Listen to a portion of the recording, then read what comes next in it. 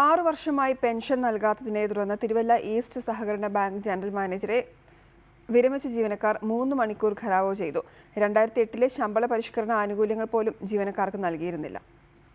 Thiruvalla east service സഹകരണ ബാങ്കിലെ വിരമിച്ച ജീവനക്കാർക്കാണ് കഴിഞ്ഞ 6 വർഷമായി പെൻഷൻ വിതരണം ചെയ്യാത്തത്. റിട്ടയർമെന്റ് ആനുകൂല്യങ്ങൾ ഒന്നും തന്നെ വിരമിച്ച ജീവനക്കാർക്ക് ലഭിച്ചിരുന്നില്ല. ഇതിനെ തുടർന്നാണ് ബാങ്കിന്റെ ജനറൽ മാനേജർ തോമസ് മാത്യുവിനെ 3 മണിക്കൂറോളം ബാങ്ക് റിട്ടയർഡ് എംപ്ലോയീസ് ഓർഗനൈസേഷന്റെ നേതൃത്വത്തിൽ തടഞ്ഞുവെച്ചത്. 2008-ലെ ശമ്പള പരിഷ്കരണം പോലും വിരമിച്ച ജീവനക്കാർക്ക് നൽകിയിട്ടില്ല. 1/4/2008 മുതൽ ഉള്ള ഒരു ശമ്പള പരിഷ്കാരമാണ്.